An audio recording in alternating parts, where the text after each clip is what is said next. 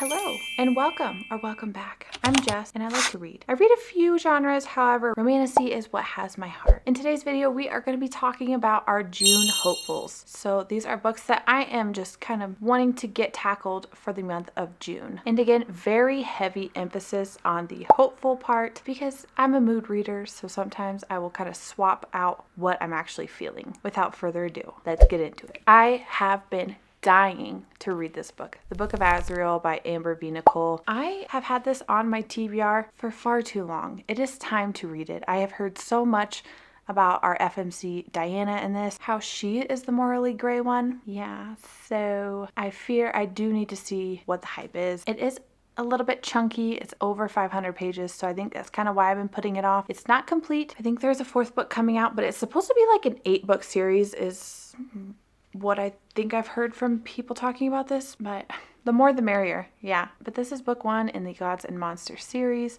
and I've just been putting it off for far too long. It is time, because I, in fact, do think I will love it. I do.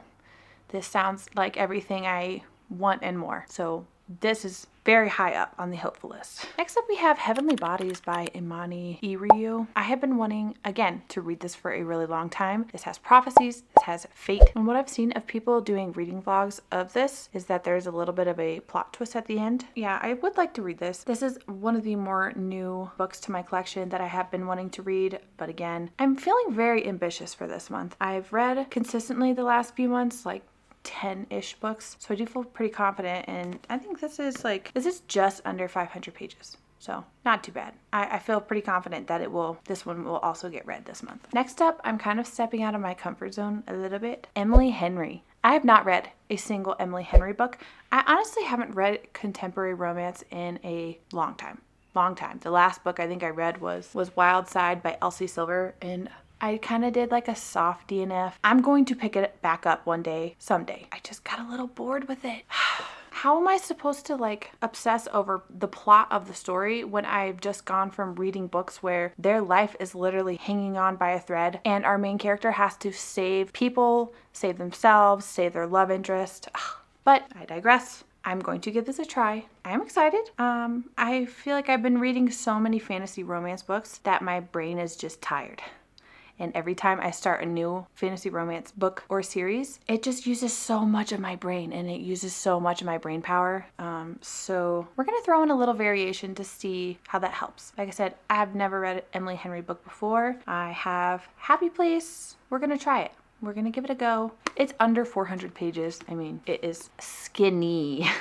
She's skinny compared to some of our other reads. So I'm adding this in because, like I said, I want some variation and I want to give my brain a little break in between these books because some of them are frying my brain. If you've read her books, is this where I should start or should I start somewhere else? Let me know. Next up, we have Enchantra by Kaylee Smith. I really wanted to read this book this month, but I just kind of ran out of time as it is May 29th by the time I am recording this. However, this month I did just read Phantasma, so it worked out. I do want to pick up Enchantra. I've heard a lot of really good things about it. I've heard a lot of people really liking our MMC in this one, and I enjoyed Phantasma overall, so I want to know. I want to see what this is about. And can we just take a moment for the cover?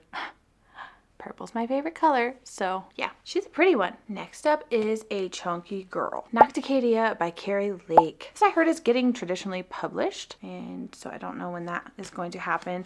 But I love this cover, so I went ahead and purchased the physical book. This is a chunky girl. I think that's kind of why I have put off reading her for a long time. I think it's just a standalone, so I am all for that. This has, I think it's more of like an urban setting with a dark academia setting. I've heard a lot of people really enjoy Carrie Lake's writing. I haven't read any of her work before, so this will be my starting place, and I'm excited. I have heard good things, and I have been wanting to read this for quite some time. What other perfect time like the summer to read a dark academia romance?